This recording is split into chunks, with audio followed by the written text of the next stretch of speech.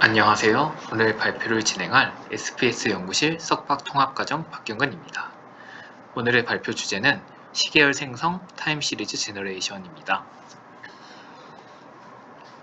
목차는 다음과 같고요. 시계열 생성 태스크의 기본 개념부터 말씀을 드리겠습니다.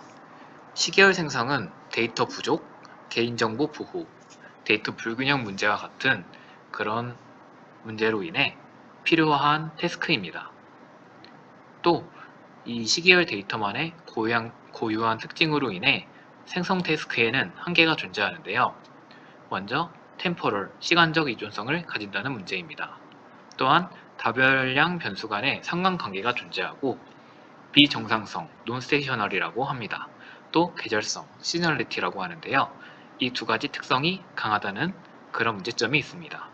또 오른쪽 그림에서 스테이셔너리에 대한 예시가 있고 또 시즈널리티에 대한 예시가 있습니다.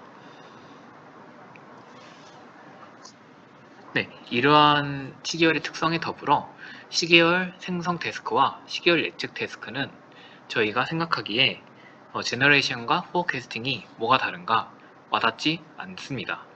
그런데 시계열 포어캐스팅과 제너레이션은 큰 차이를 보이는 부분이 다음과 같은데요.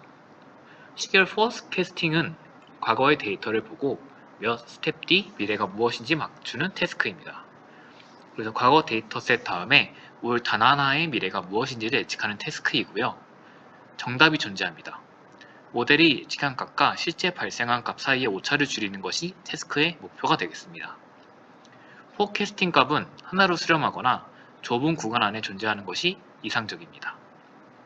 따라서 이 성능을 평가할 때 포캐스팅은 매트릭이 민스퀘어 에러와 같은 오차를 기반으로 성능을 테스트하고 있습니다. 이와 반대로 시계열 제너레이션은 시계열 전체를 포함하는 생풀을 생성하는 태스크입니다. 현재 데이터셋과 유사한 특징을 결합 확률 분포로 학습을 합니다. 정답이 아니라 그럴듯함이 중요합니다. 생성된 샘플은 실제 데이터셋의 통계 특성을 가지고 있어야 하고요. 제너레이션 값이 다양할수록 좋으며 실제 데이터셋이 가진 다양한 시나리오를 커버하는 것이 이상적입니다. 그래서 매트릭은 이렇게 정량적으로 스태티스틱한 통계적 유사도, 유틸리티, 다이버시티 같은 부분을 측정하기도 하고요. 오른쪽 그림과 같이 정성적으로 TSNE 같은 차원 축소 시각화를 통해 생성된 샘플과 원본 데이터 간의 분포 차이를 비교하기도 하는데요. 오른쪽 그림에서 초록색은 원본 데이터의 이제 그 TSNE 값이고 파란색이 생성 데이터의 TSNE 값입니다. 그 둘의 분포가 굉장히 유사하게 분포를 하고 그 커버가 비슷하게 이루어져야지 잘 생성이 됐다, 통계적으로 유사하다, 다양하다 라고 이야기를 할 수 있습니다. 그래서 시계열 제너레이션 태스크에서는 오른쪽 그림과 같이 저차원으로 투영하고 시각화해서 보여주는 그런 도표들이 항상 존재합니다. 시계열 생성 태스크는 지금까지 다음과 같은 연구 흐름으로 이어졌었는데요. 초기 모델은 통계 기반의 아리마와 같은 모델로 연구가 되었었고 겐 기반 모델, 타임겐을 중심으로 한 적대적 학습이 한동안 연구의 프레임워크였습니다. 근데 겐 기반은 여러가지 문제가 있었는데요. 그 중에서 겐 기반의 장기적 모델링 이존성을 해결하기 위해 트랜스포머 기반 모델로 겐의 인코더 디코더를 치환한 그런 연구도 있었습니다. 하지만 겐의 기본 특성, 즉 모드 클래스 그리고 생성자와 판별자 간의 학습 불균형 등의 그런 문제점들을 해결하지 못하기 때문에 결국 디퓨전이 최근에 여러가지 태스크에서 소타를 달성하고 있는데 시계열 생성 태스크에도 자연스럽게 디퓨전이 최근 연구의 패러다임을 이끌고 있습니다. 모드 클래스와 같은 그런 문제점이 없으며 안정적인 학습을 보장하고 또한 생성 데이터의 품질이 높습니다. 그래서 2024년, 2025년, 6년으로 갈수록 점점 더 디퓨전으로 시계열이 생성되는 부분이 주를 이루고 있고요. 특히 그 아이클레어 2024에 디퓨전 TS가 나타난 이후 이 연구를 이제 사이테이션에서 디퓨전의 모델을 확장시키는 그런 연구들이 지속적으로 나오고 있습니다. 그래서 오늘 다룰 모델들은 디퓨전 TS를 다루고 또 2025년에 나온 Time LDM과 Population Aware Diffusion for Time Series Generation이라는 두 가지 방향성으로 발전한 각각의 디퓨전 최신 논문들을 다뤄볼 예정입니다.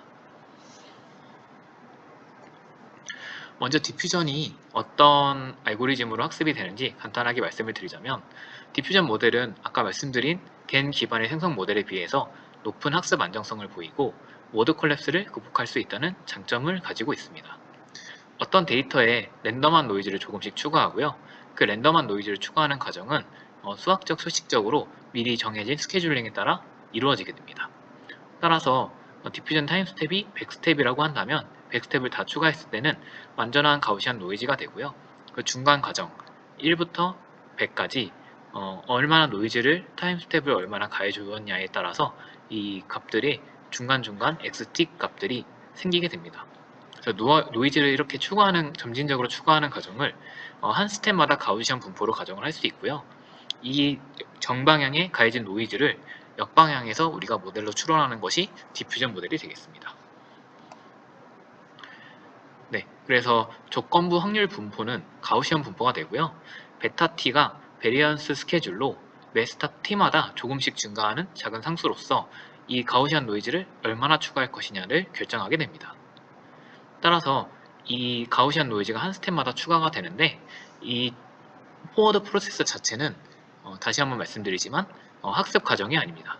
이 과정은 베리언스 스케줄로서 정해져 있는 그런 값들이고, x0, x1, x2 해서 xt, 라지 t까지 점진적으로 노이즈가 추가해지는 이런 과정, 포워드 과정은 고정이 되어 있습니다. 따라서 리버스, 그 xt의 분포가 xt에서 x0로 원본으로 다시 이제 재복원되는 그런 과정을 의미하는데요. 그 과정에서 노이즈 한 스텝에 가해진 노이즈를 이제 저희가 예측을 할 수 있게 됩니다. 그래서 그 노이즈를 이제 파라미터로 예측을 하게 되는데, 그에 대한 부분은 다음과 같습니다. 그래서 t번째 이미지가 주어졌을 때 저희는 리버스 디노이징 프로세스를 해야 되므로 t-1번째 이미지를 만들어내야 되고, 그럴 때 p 세타가 다음과 같이 정의가 됩니다. 그럴 때 p에 세타가 붙게 되는데, 세타는 트레이너블 네트워크를 의미합니다. 보통은 디노이징 어토인코더를 사용을 하는데 유넷 구조입니다. 리버스 프로세스에서 모든 t에 대해서 이전 스텝의 이미지를 얼마나 잘 복원하는지에 대한 로스를 이제 근사를 하게 되는데, 그에 대한 부분은 다음 수식에 표현이 되어 있습니다.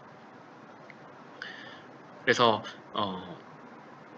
보라색으로 칠해진 하이라이트된 부분이 forward 프로세스에서 이제 리버스 프로세스에서 모든 t에 대해 이전 스텝의 이미지를 얼마나 잘 복원하는지에 대한 로스이고요. 이 부분만 이제 근사를 하게 되면은 아래 L 심플 셋하식이 되고, 이 익스펙테이션으로 타임 스텝 t, 그다음 원본 x0, 그다음에 입실론이 주어졌을 때 입실론 세타, 노이즈 세타를 이제 입실론을 그 세타라는 트레이너블 파라미터를 가진 유넷 구조, 디노이징 네트워크로 예측을 하는 그런 모델을 학습하게 되는 겁니다. 그러면 이제 디퓨전 TS, Interpretable Diffusion for General Time Series Generation 논문의 리뷰를 시작하겠습니다. 이 논문은 시계열의 템포럴한 특성을 고려한 디퓨전의 필요성을 주목을 했는데요. 단순히 디퓨전으로 시계열을 생성한다고 하면은, 그러면 시계열이 어떤 특성을 생성했는지에 대해서는 그게 노이즈를 재복원하는 디퓨전의 바닐라 디퓨전의 특성상 해석력이 제공이 되지 않습니다. 따라서 본 논문에서는 디스팅글드 리프레젠테이션을 활용해서 시계열을 트렌드와 시즈널 두 가지 성분으로 분해를 했습니다. 그리고 각각의 특성을 이제 각각 인베딩을 해서 이 인베딩이 분해된 시계열의 특성과 디퓨전의 모델링을 각각 명시적으로 함으로써 모델이 어떻게 이 시계열을 분해를 한 거를 재복원에 활용을 하는지 설명력을 강화시켰습니다. 그리고 또 시계열 생성에서 다운스트림 태스크를 두 가지로 나눴는데요. 아까 맨 처음에 forecasting과 제너레이션이 뭐가 다른가 라고 했을 때 그때 말씀드린 제너레이션은 분포를 이제 판별을 하고 다이버시티를 다양하게 해야 된다 라고 했을 때 그런 제너레이션 위주의 태스크가 언컨디셔널 제너레이션으로 여기서 나타납니다. 전체 데이터의 생성 특성을 기반으로 성능을 판별하는 것이고요. 그리고 그때 장표에서 forecasting 부분은 컨디셔널 제너레이션에 포함이 됩니다. 즉 컨디션으로 디퓨전 모델은 컨디션으로 여러가지 입력을 줄 수가 있는데요. 그 입력으로 이전 히스토리 데이터를 주면 미래 데이터 몇 포인트 값을 예측하라 라고 저희가 모델을 학습할 수 있고 이 구조를 통해 그 모델을 학습시키면 포캐스팅 모델을 학습할 수도 있고 혹은 중간중간에 미싱 밸류 값들이 있는 그런 데이터를 컨디션으로 주면 그 사이 값들을 채워놓는 임퓨테이션 태스크를 수행하는 그런 모델을 학습할 수도 있습니다. 그래서 본 논문에서는 타임 시리즈 제너레이션의 언컨디셔널로 정의를 했지만 이 언컨디셔널 제너레이션 뿐만이 아니고 컨디셔널 제너레이션, 즉 임퓨테이션과 포캐스팅 같이 다운스트림 태스크에 대해서도 시계열 분해를 수행했으므로 충분히 좋은 성능을 보인다고 이야기를 하고 있습니다. 네, 그래서 시계열 분해 모듈은 인코더, 디코더, 트랜스포머 구조를 활용을 했고요. 수식은 트렌드는 V, 계절성은 S, 그 다음에 R은 잔차를 나타내는 그런 수식을 이용했습니다. 그래서 폴리노미얼 리거러스를 기반으로 하는 식으로 근사를 수행했고 이를 통해서 그 학습 가능한 트랜스포머 구조를 통해서 시계열 분해를 수행을 했습니다. 네, 프리의 기반 목적 함수를 이제 이 디퓨전 TS에서 활용을 했는데 이 부분은 기존 디퓨전 모델은 노이즈를 직접적으로 예측하는 목적식을 세웠었습니다. 본 연구에서는 로우 신호를 직접 예측하도록 학습을 합니다. 그래서 여기 expectation 부분에 t와 x0, 아까는 엡실론의 값들도 있었고 예측해야 되는 값이 엡실론이었지만 지금은 x0 자체를 이제 x0 햇으로 예측을 하게 돼서 그 x0와 x0 햇의 차이값을 비교를 하고 또한 x0를 프레의 도메인으로 변환을 시켜서 그 주파수 도메인의 원본값과 재복원값, 그러니까 생성값의 FFT 값의 차이를 또 비교하는 텀을 이렇게 로스식으로 세웠습니다. 그래서 기존 바닐라 디퓨전 모델이 노이즈를 예측하는 것과는 다르게 본 연구에서는 한 스텝마다 결국 원본 데이터를 재복원할 수 있으므로 그 재복원한 값의 차이를 주파수 도메인과 시계열 도메인의 이제 로스식을 합쳐서 익스펙테이션으로 이제 보겠다, 로스식을 세우겠다라고 이야기를 하고 있습니다.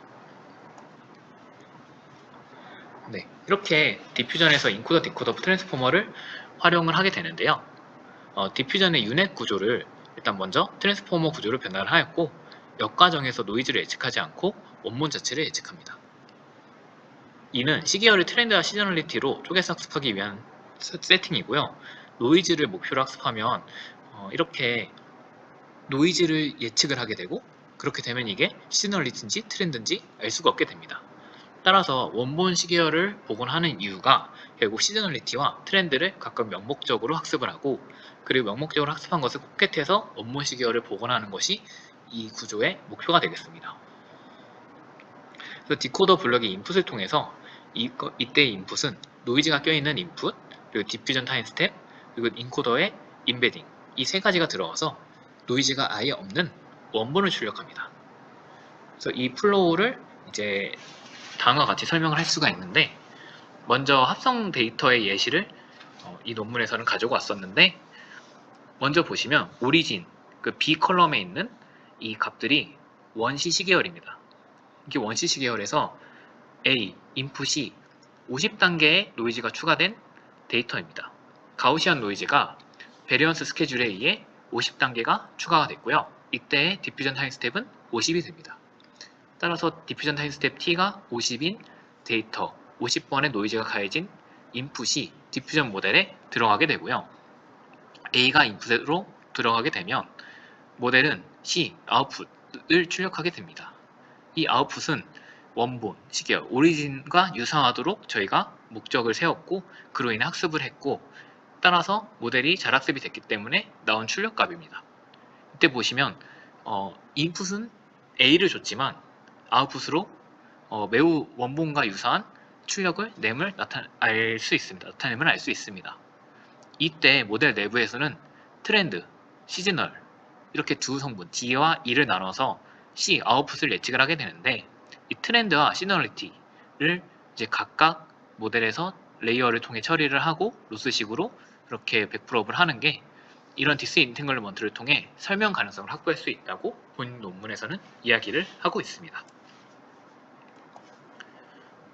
그래서 합성 데이터의 지표는 보통 이 벤치마크가 Contextual FID, 그다음에 Correlational Score, Discriminative Score, Predictive Score 이렇게 네 가지로 나누는데 먼저 그 Discriminative Score가 클래시파이어를 하나 학습을 해서 이 클래시파이어가 진짜와 가짜를 잘 맞추는지 정확도를 테스트합니다.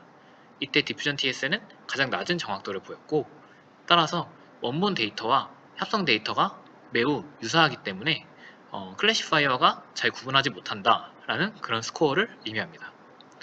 또 코렐레이션 스코어는 변수 간 상관관계를 비교하는데 합성 데이터와 이제 원본 데이터가 변수 간 상관관계가 얼마나 차이가 나는지를 봅니다. 그래서 로어 is bear입니다. 이것도.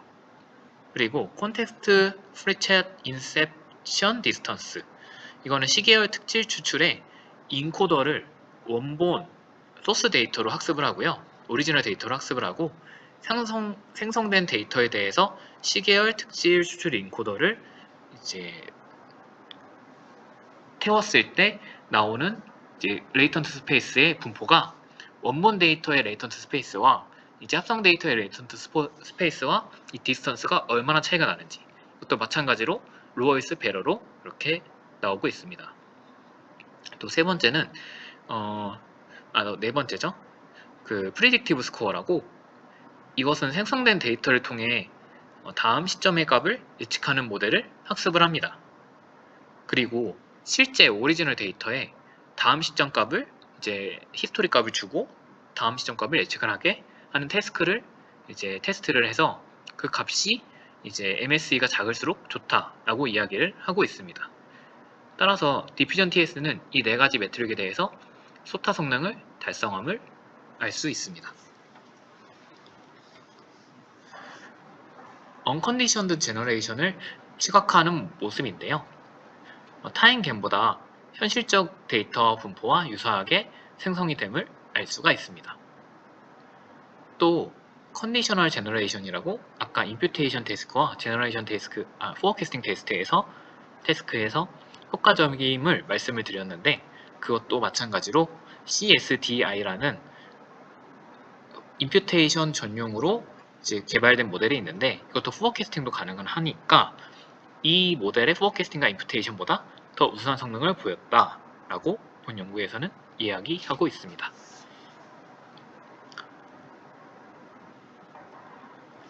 네, 이제 다음 타임 시리즈 Latent Diffusion Model for Unconditional Time Series Generation Time LDM 논문으로 넘어가겠습니다.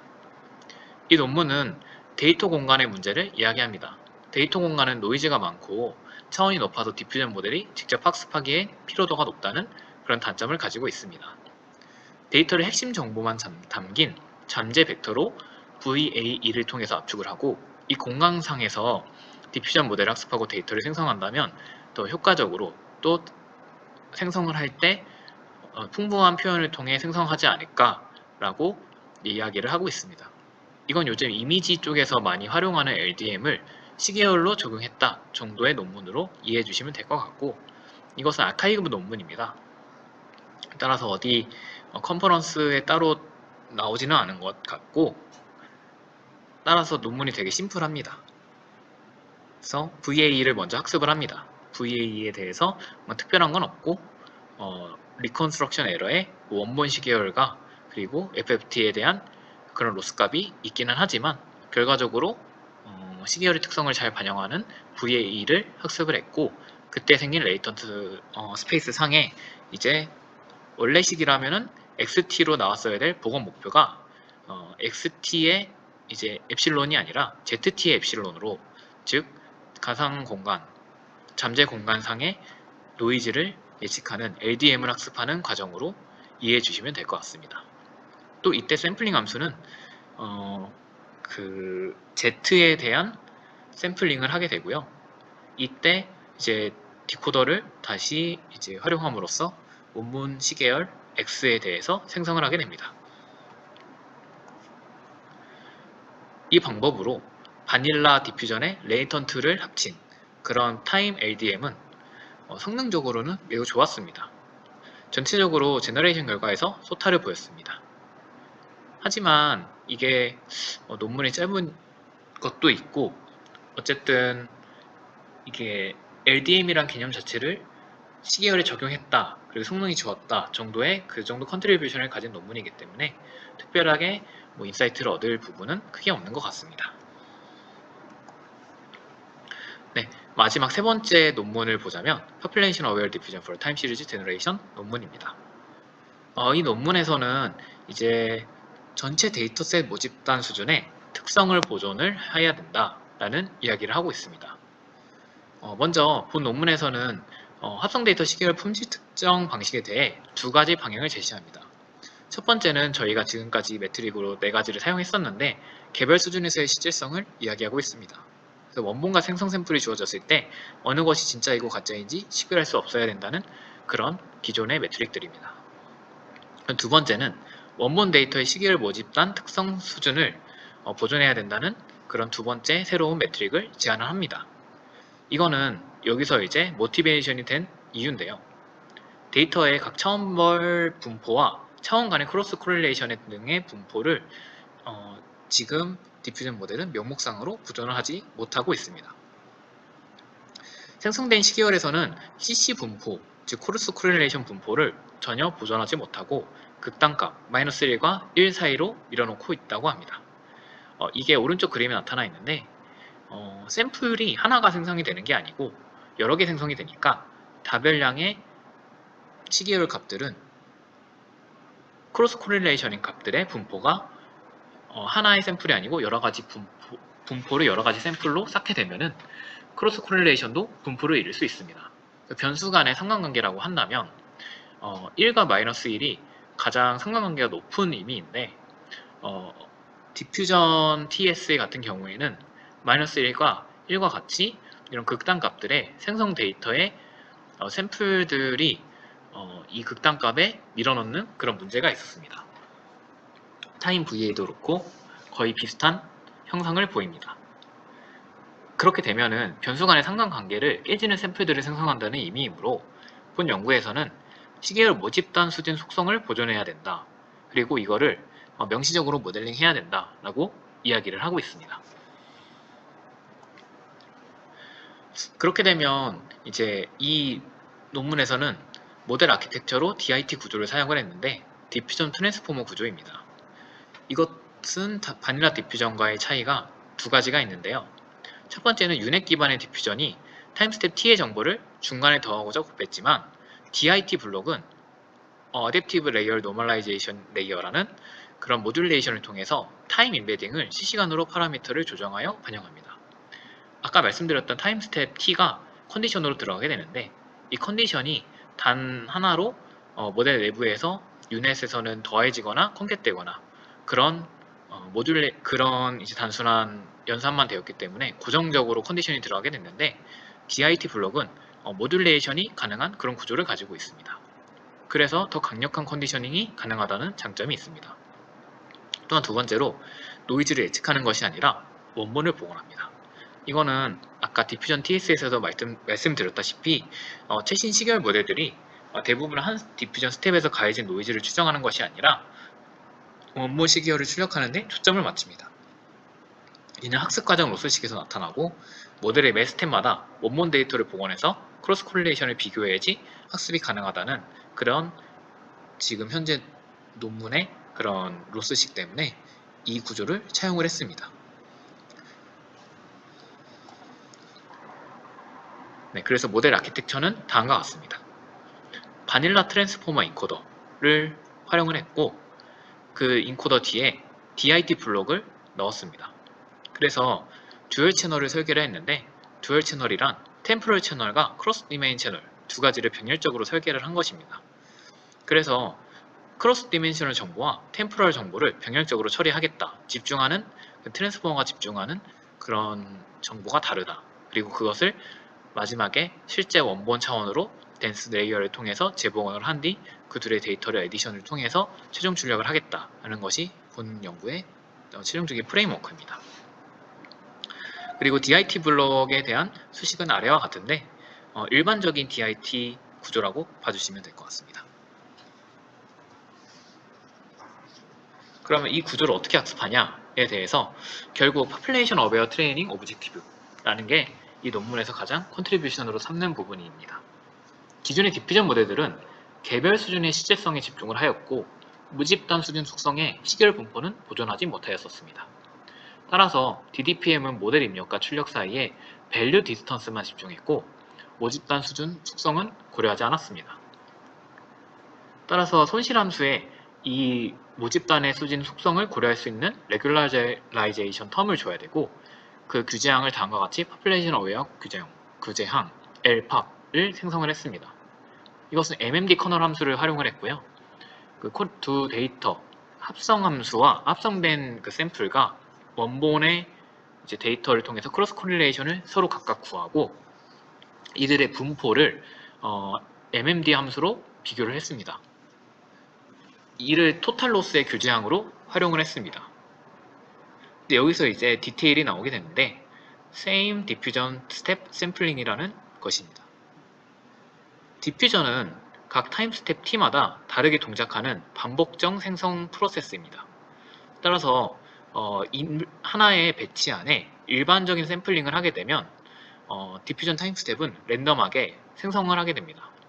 따라서 우리가 설정한 디퓨전 타임 스텝이 만약에 t는 100이었다 하면 배치 사이즈가 64개 안에서 만약에 배치 사이즈가 64라면 64 안에 배치 안에서 0에서 100 사이의 디퓨전 타임 스텝이 랜덤하게 64개만큼 샘플링이 됩니다. 그렇게 되면 미니 배치 내에서 서로 다른 T스텝의 결과가 섞이게 됩니다. 저희는 그 T스텝의 결과가 하나를 선택을 하면은 원본 데이터를 만들고 원본 데이터가 이제 64개만큼 배치 사이즈만큼 만들어지게 되는데 각각의 원본의 데이터는 크로스 코릴레이션을 가지게 되고 그 크로스 코릴레이션이 하나의 디퓨전 타임 스텝으로 생성된 것이 아니라 여러 가지 랜덤한 샘플링을 통한 디퓨전 타임 스텝으로 인해 원본 시계열을 64개만큼 선택을 하게 되면은 생성을 하게 되면은 출력의 다양성은 의미가 있지만 상관관계의 분포, 코릴레이션 분포를 비교할 때에는 t가 여러 개가 섞여 있으면 어떤 t에 의해서 이 샘플이 바이어스가 됐고 그로 인해 그레디언트를 얼마나 줘야 될지에 대한 혼선이 있게 됩니다. 그래서 상관관계 분포를 비교를 할 때는 랜덤한 t스텝 하나를 추출하게 됩니다. 그리고 해당 미니 배치에 동일한 t스텝으로 채워서 이런 문제를 해결했습니다. 따라서 t스텝이 딱 동일하게 고정된 상태에서 복원된 원본 시계열에 대해 크로스 코릴레이션에 대한 분포를 측정을 해서 그것과 원본과 비슷하게끔 유도하는 그런 레귤라이제이션 텀이 작동하게 하게끔 그렇게 하기 위해서는 Same Diffusion Step 샘플링이 필요하다고 본 연구에서는 주장을 하고 있습니다. 그렇게 되면 이제 문제점이 한 학습 에폭에서는 하나의 T스텝 모델만 학습이 진행이 됩니다. 근데 그렇게 되면은 랜덤한 샘플링에 비해서 모든 타임 스텝 T에 대해 커버할 수 있을 만한 그런 반복적인 에폭이 많아져야 됩니다. 따라서 에폭을 좀 많이 늘려서 모든 단계, 모든 디퓨전 타임 스텝 T가 100이라고 한다면 최소한 100에폭 이상의 그런 모든 단계가 샘플링 될 수 있도록 에폭을 늘리는 것이 본 연구에서는 이제 그런 디테일적인 요소를 포함을 하고 이것이 자신들의 주된 컨트리뷰션이라고 이야기를 하고 있습니다. 네, 그래서 익스페리먼트 부분인데요.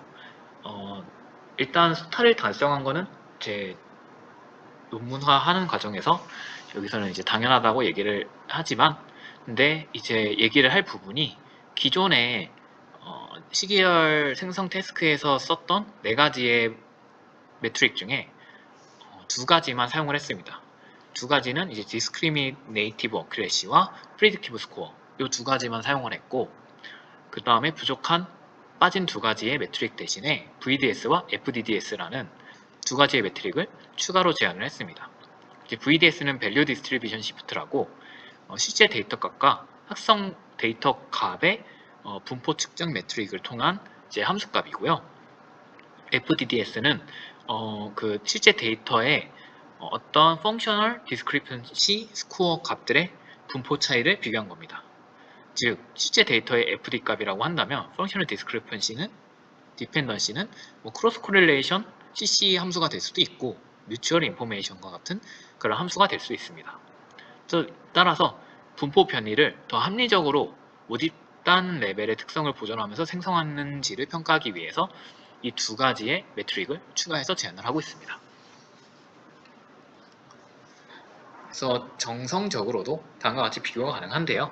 시각적으로 분포를 커버하는 모습을 보았을 때 디퓨전 TS보다 패드 TS가 훨씬 더 좋은 성능을 보임을 알 수 있습니다.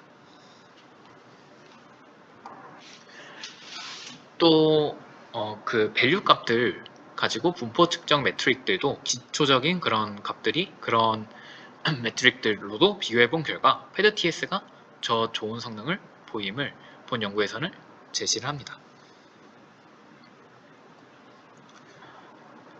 네, 그래서 3편의 논문 리뷰를 마쳤는데요. 그래서 최종적으로 정리를 하자면 디퓨전 TS 이후에 시계열 생성 태스크에서 소타 논문들이 디퓨전 기반으로 나오고 있습니다. 그 중에 타임 LDM이라는 바닐라 디퓨전의 레이턴트 구조를 도입한 그런 논문은 레이턴트 스페이스 상에서 노이즈를 예측하기 때문에 명시적인 학습은 어렵지만 샘플링과 생성 과정에서의 코스트를 생각하면 우위에 있다는 장점이 있습니다. 또 2026년에 ICLR에 서브미션이 된 논문인데 Latent Data Cascade Diffusion Models for Unconditional Time Series Generation이라는 논문이 있습니다. 이게 아직은 언더 리뷰 중인데 이게 어쨌든 이렇게 나온다는 것 자체가 아직 한 분야로서 되게 유망하다고 생각이 되고요. 또 패드 TS 아까 말씀드렸던 디퓨전 트랜스포머 구조를 도입하고 직접 원본 데이터를 예측하고 시계열의 구조론 로스를 직접 컨스트레인트 항으로 제공해서 이런 코스트가 높다는 단점은 있지만 해석력이 우위가 있는 이러한 방법론이 있습니다. 2026년에도 이것과 비슷한 컨셉의 논문이 나오고 있고요. Frequency Decomposition and Enhancement for Time Series Generation using Diffusion Model이라는 논문이 있습니다. 이것도 마찬가지로 아이클레어의 26년 서브미션은 됐지만 아직 언더 리뷰 중입니다. 따라서 지금 이 두 가지가 어떻게 좀 섞인다기보다는 디퓨전 TS에서 파생돼서 좀 각기의 길로 이제 계속 발전이 되고 있는 것 같아서 이러한 디퓨전을 통한 타임 시리즈 제너레이션 태스크에 이러한 흐름이 있다는 것으로 이번 세미나에 요약을 할 수 있을 것 같습니다. 네, 레퍼런스는 다음과 같고요. 네, 이것으로 발표 마치겠습니다. 감사합니다.